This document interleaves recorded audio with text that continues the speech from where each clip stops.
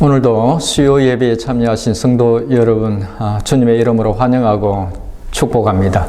성탄절이 멀지 않아서 오늘은 성탄 찬양 찬송가 126장 천사 찬송하기를 찬양드리면서 수요 예배 시작하겠습니다.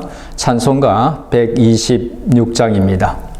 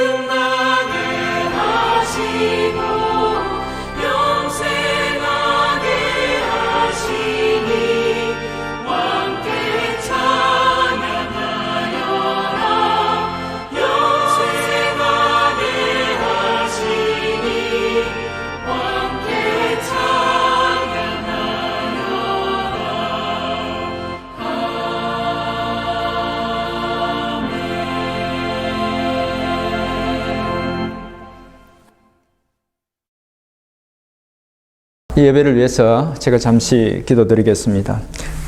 은혜로우신 하나님 아버지, 벌써 올 한 해도 저물어 갑니다.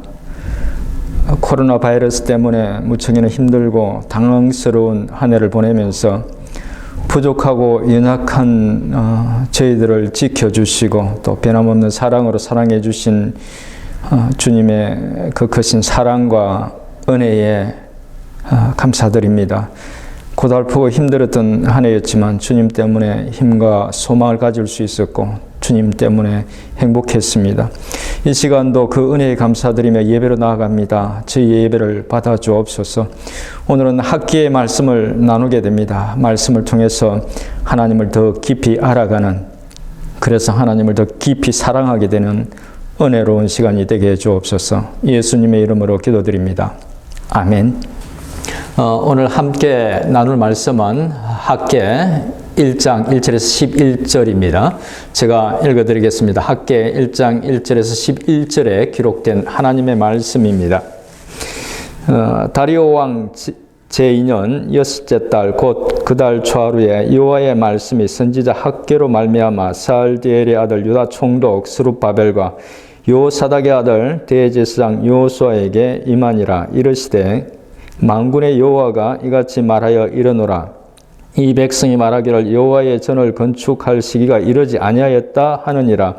여호와의 말씀이 선지자 학개에게 임하여 이르시되 이 성전이 황폐하였거늘 너희가 이때에 판벽한 집에 거주하는 것이 옳으냐. 그러므로 이제 만군의 여호와가 이같이 말하노니 너희는 너희의 행위를 살필지니라. 너희가 많이 뿌릴지라도 수확이 적으며 먹을지라도 배부르지 못하며 마실지라도 흡족하지 못하며 이부도 따뜻하지 못하며 일꾼이 삭설받아도 그것을 구멍 뚫어진 전대에 넣음이 되었느니라.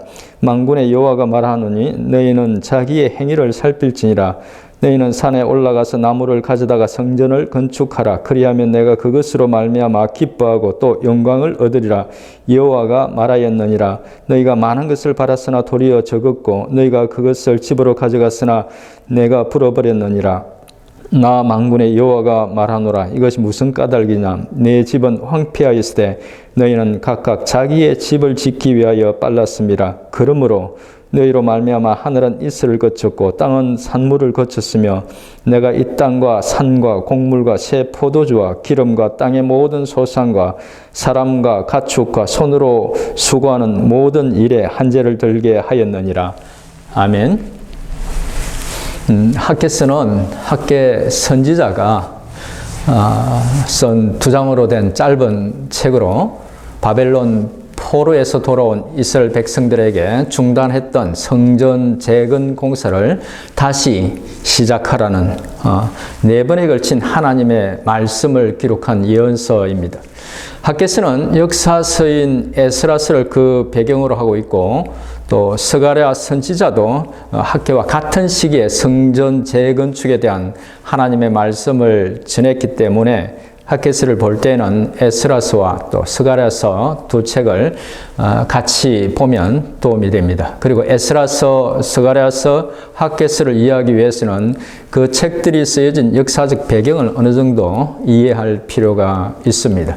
그래서 먼저 에스라서, 스가랴서 속에 나오는 학개서와 관련 있는 부분들과 함께 또 당시 역사적 상황을 살펴보도록 하겠습니다.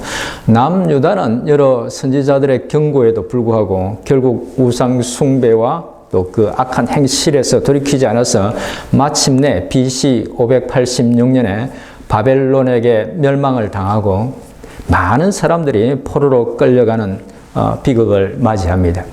하지만 역시 선지자들을 통해서 예언한 대로, 특별히 예레미야 선지자를 통해서 예언한 대로 그들은 70년 만에 가나안 땅으로 되돌아오게 됩니다. 그들이 되돌아올 수 있었던 이유는 메데 바사의 왕 고레스가 남유다를 멸망시켰던 대제국 바벨론을 BC 539년에 멸망시키고 칙령을 반포해서 모든 유대인들이 고국으로 돌아가도록 했기 때문이었습니다.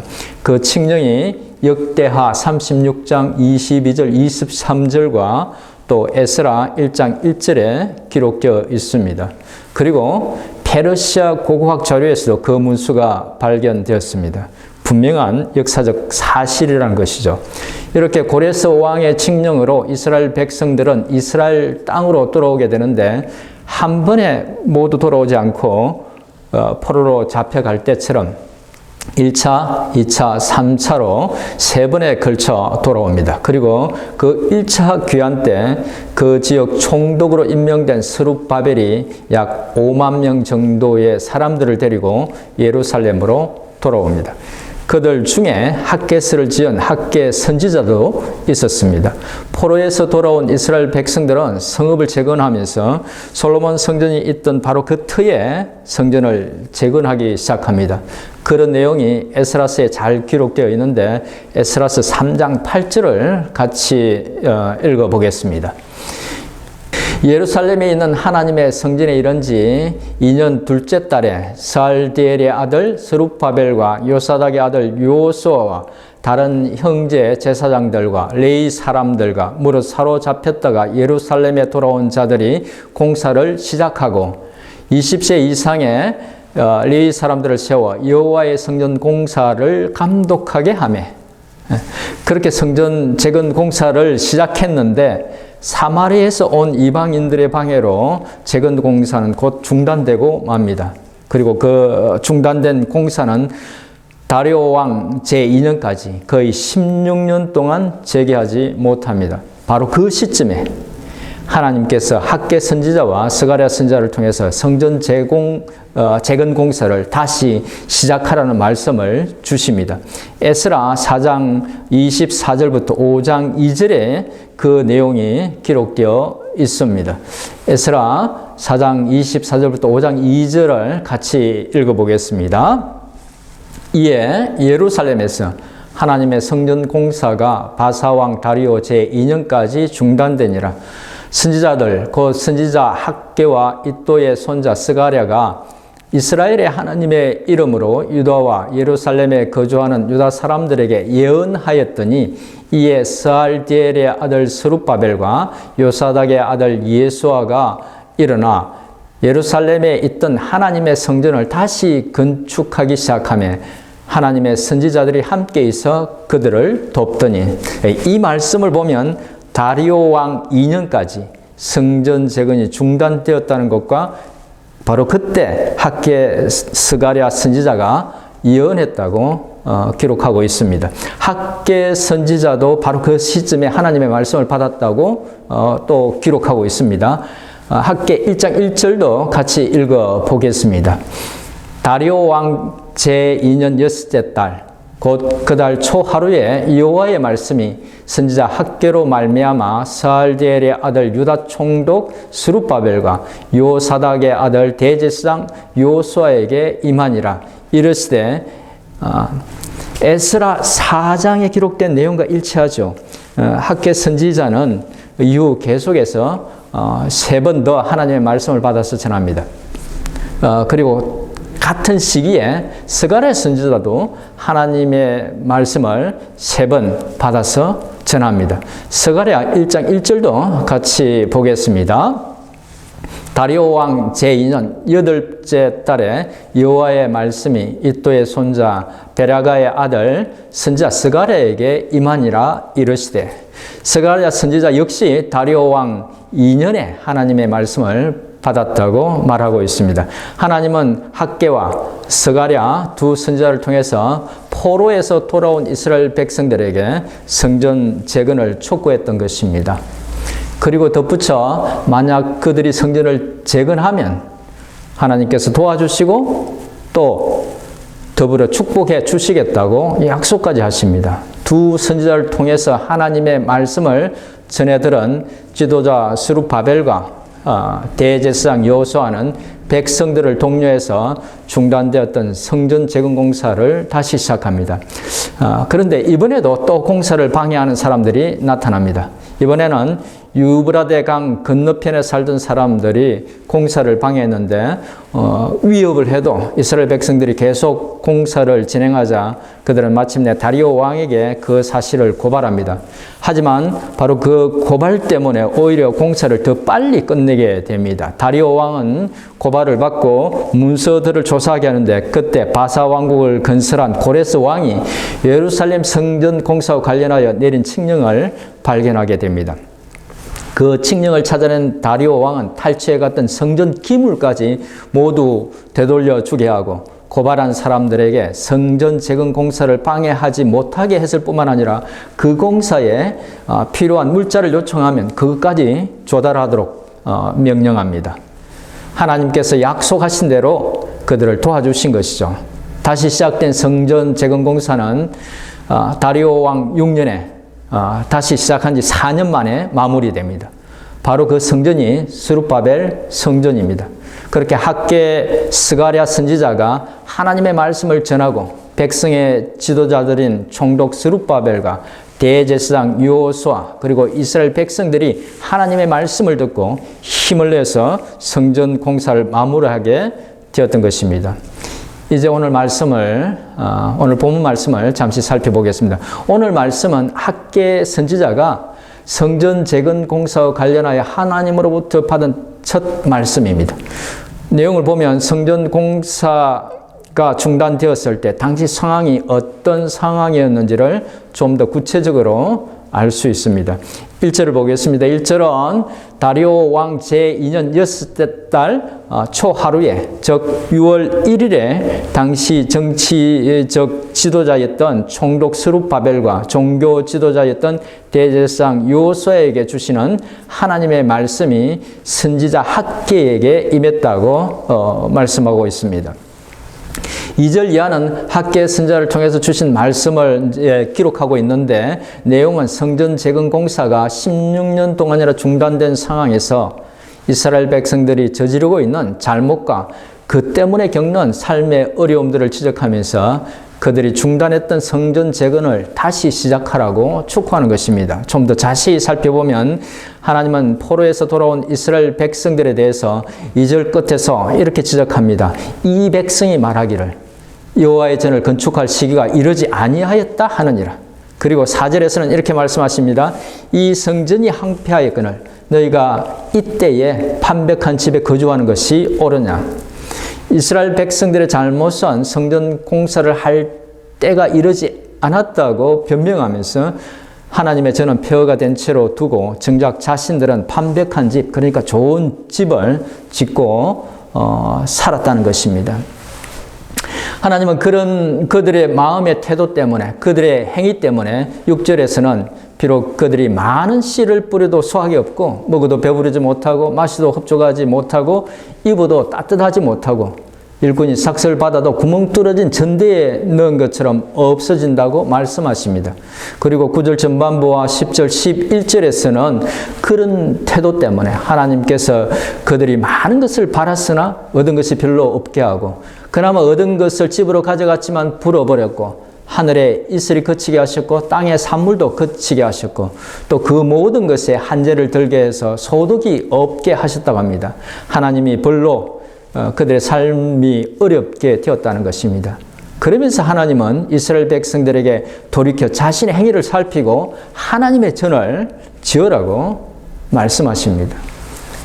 그리고 덧붙여서 그들이 하나님의 말씀을 듣고 성전을 건축하면 하나님께서 기뻐하실 것이고 그것 때문에 하나님께서 영광을 얻게 되실 것이라고 말씀하십니다. 오늘 말씀을 간단하게 정리하면 하나님께서 포로에서 돌아온 이스라엘 백성들에게 그들의 삶이 애쓰고 수고해도 좋지 못한 이유가 성전을 짓지 않았기 때문이라고 말씀하시면서 아직 때가 이르지 않았다고 핑계대지 말고 중단된 성전 재건 공사를 다시 시작하라는 것입니다. 오늘은 본문의 가장 중심된 주제가 되는 성전을 다시 지으라는 하나님의 명령의 의미를 좀 더 깊이 살펴보면서 주시는 교훈을 생각해 보도록 하겠습니다.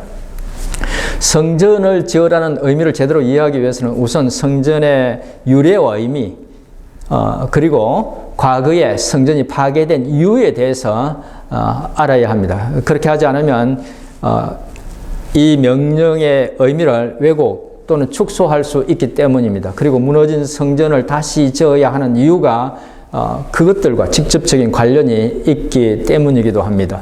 그러면 성전의 유래와 성전의 의미는 무엇일까요? 성전은 성막에서 그 유래가 시작되죠. 성막은 이스라엘 백성들이 출애굽한 후 모세가 십계명을 받기 위해서 시내산에 올라갔을 때 하나님께서 만들라고 명하신 것입니다. 그것을 만들게 하신 이유는 하나님께서 당신의 백성들 가운데 계시기 위해서, 즉 임마누엘 하시기 위해서였습니다. 그리고 그렇게 성막을 만들게 하시면서 하나님은 또 제사법을 알려주십니다. 제사법을 알려주신 이유는 이스라엘 백성들이 거룩하신 하나님 앞에 나올 때 그들이 죄로 인해서 죽는 것을 막기 위해서였습니다. 이후 성막은 솔로몬이 성전을 건축하면서 성전으로 대치됩니다. 그러니까 성전은 원래 하나님께서 이스라엘 백성들과 함께 하시기 위해서 만든 곳이었고 동시에 이스라엘 백성들이 하나님을 만나고 하나님을 예배하기 위한 곳이었던 것입니다.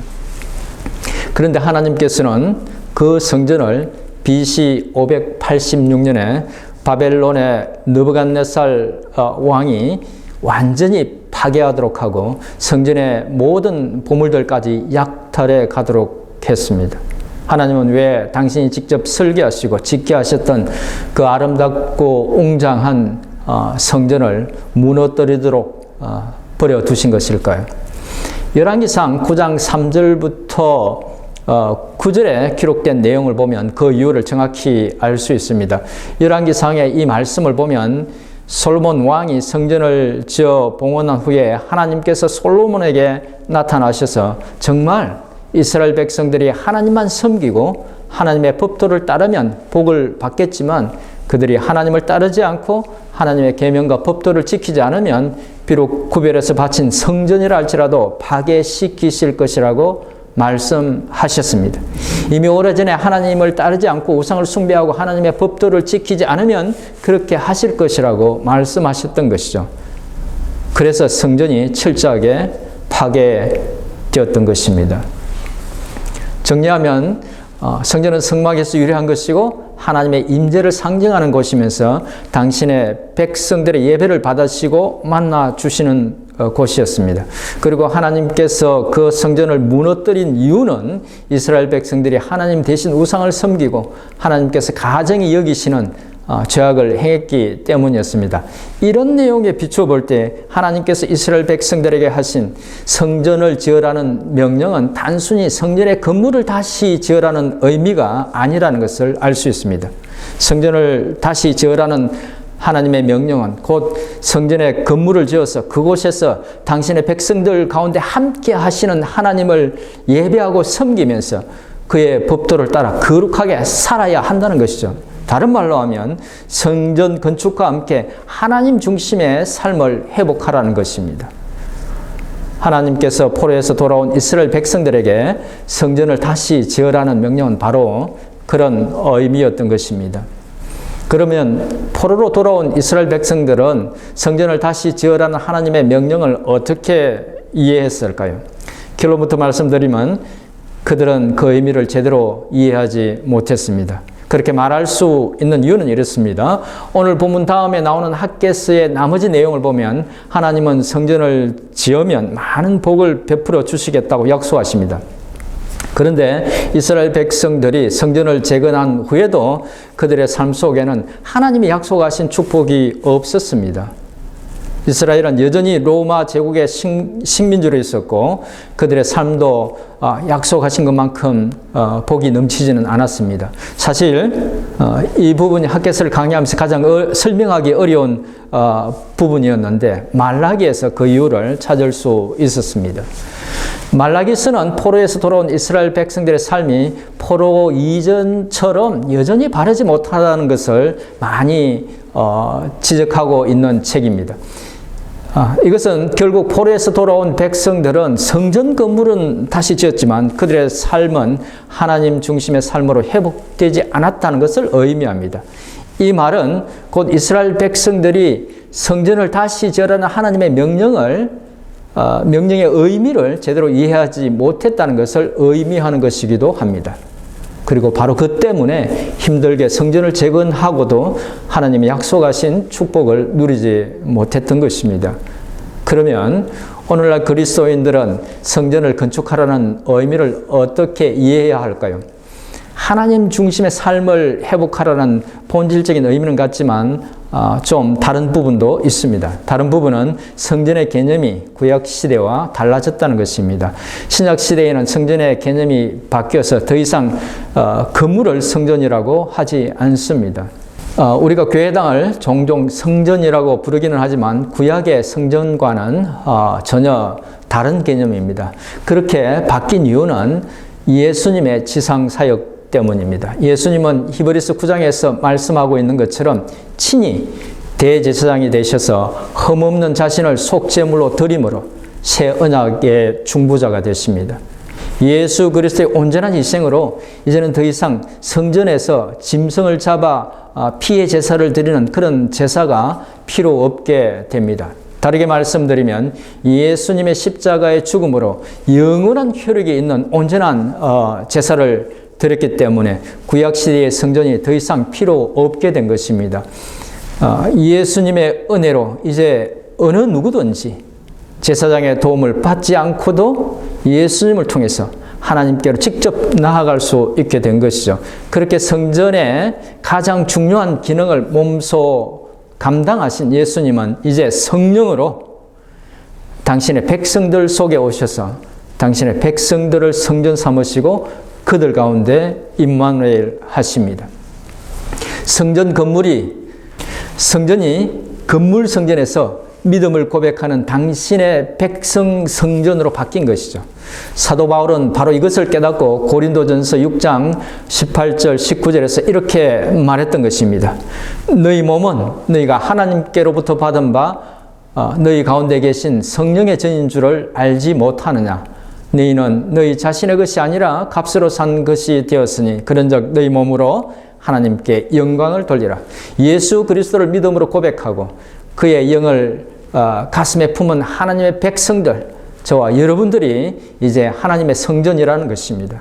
그러면 오늘날 우리는 성전을 다시 지으라는 이 말씀을 어떻게 이해하고 적용해야 할까요? 성전을 재건하라는 의미는 물론 필요에 따라서 교회당 건물을 지으라는 의미도 될 수 있겠지만 그보다는 하나님의 성전이 되는 우리 공동체와 개인들이 예수 그리스도를 통한 하나님 중심의 신앙과 거룩한 삶을 회복하라는 의미가 될 것입니다. 이제 말씀을 정리하겠습니다. 오늘은 핫겟의 역사적 배경과 함께 하나님께서 핫겟 선지자를 통해서 포로에서 돌아온 이스라엘 백성들과 그 지도자들에게 주신 첫 번째 말씀을 살펴봤습니다. 말씀의 요지는 때가 이르지 않았다고 말하지 말고 성전 공사를 다시 시작해서 성전을 지으라는 것이었습니다. 하지만 역사적인 맥락에서 봤을 때 하나님의 성전을 지으라는 그 명령은 당시 이스라엘 백성들에게는 단지 건물을 지으라는 말이 아니라 건물을 지으면서 하나님 중심의 거룩한 삶, 정의롭고 온전한 삶을 회복하라는 의미였습니다. 그리고 오늘날 우리 그리스도인들에게는 온전한 성전의 역할을 하신 예수 그리스도를 가슴에 품고 하나님 중심의 거룩한 삶을 회복하라는 의미였습니다. 이제 예수님이 오신 크리스마스가 가까워오는데 그 은혜와 그 사랑을 다시 한번 깊이 생각하면서 하나님 중심의 신앙과 거룩한 삶을 회복하는, 그래서 주님의 축복과 은혜 가운데 살아가는 우리 모두가 될 수 있기를 주님의 이름으로 축원드립니다. 기도하겠습니다. 살아계신 하나님 아버지, 오늘은 핫겟의 말씀을 나누었습니다. 말씀을 통해서 받은 교훈과 은혜를 잘 간직하고 또 교훈에 주신 대로 잘 살 수 있도록 저희들의 일상의 삶 속에 간섭하시고 도와주시고 인도해 주옵소서. 하나님, 저희들 한 해의 마지막을 보내고 있지만 연초와 같이 여전히 힘든 시간들을 보내고 있습니다. 주님을 믿고 의지하는 마음 약해지지 않도록 붙들어 주옵소서. 특별히 저희들 가운데 연로하고 연약한 심령들 지켜주시고 또 경제적으로 어려운 가운데 있는 성도들 주님의 은혜의 장중에 붙들어 주시고 힘 주시고 능력 주시고 그 어려움 속에서 벗어날 수 있도록 도와주시옵소서. 이제 다가오는 새해에는 모든 것이 정상적으로 회복될 수 있도록 은혜를 베풀어 주옵소서. 오늘도 예배를 마치고 주님 앞에 기도로 나아갈 때 하나님, 힘들고 어려운 이 세상 주님을 믿는 믿음으로 넉넉히 이길 수 있도록 도와주시고 또 저희들 마음에 간절한 소원 주님 앞에 아뢰할 때 들으시고 응답하시고 또 은혜 베풀어 주옵소서. 예수님의 이름으로 기도드립니다. 아멘. 공동 기도 제목 알려드리기 전에 한 가지 공지할 것이 있습니다. 아직 스가랴서와 또 말라기 두 권의 소선지서가 남아있긴 하지만 오늘로 소선지서 강의를 마치고 새해부터는 새로운 사역 스케줄에 따라서 수요 예배를 진행하게 될 것입니다. 앞으로도 계속 수요 예배에 많이 참여해 주시기 바랍니다. 이제 공동 기도 제목 알려드리겠습니다. 늘 기도해 왔듯이 한국과 미국의 정치적 안정을 위해서 계속 기도해 주시기 바랍니다. 그리고 코로나 사태가 빨리 끝나서 모든 생활이 정상적으로 될 수 있도록 기도해 주시고, 특별히 의료 종사자라고 일하고 계시는 교우님들의 안전과 건강을 위해서 기도해 주시기 바랍니다. 연약한 분들을 위해서 기도하실 때에 김경아 집사님, 김성경 집사님, 김영자 권사님, 김진대 집사님, 유기봉 집사님의 건강과 회복을 위해서 기도해 주시기 바랍니다. 또 연로하신 에녹회 회원들을 위해서도 기도해 주시기 바랍니다. 산모들을 위해서 기도하실 때에 김은지 집사님, 박우진 사모님, 제갈금아 집사님의 건강과 순산을 위해서도 기도해 주시기 바랍니다. 파송 선교사님들을 위해서 기도하실 때에 임바울 장영심 선교사님, 정현호 오경자 선교사님, 이주혜 선교사님의 건강과 사역을 위해서도 기도해 주시기 바랍니다. 그리고 특별 기도 부탁이 있습니다. 지금 표본 판정을 받고 투병하고 있는 필리핀 페트러스 선교사님의 건강과 회복을 위해서 기도해 주시기 바랍니다. 그리고 장영호 선교사님이 이스라엘에 들어갈 수 있도록 기도해 주시기 바랍니다. 또 폐암으로 투병 중인 가형호 선교사님을 위해서도 계속 기도해 주시기 바랍니다. 마지막으로 온라인, 오프라인으로 드리는 주일 예배와 수요 예배, 그리고 연말 송구 영신 예배와 새해 첫 주에 하는 특별 새벽 기도를 위해서도 기도해 주시기 바랍니다. 이제 다 같이 함께 기도하겠습니다.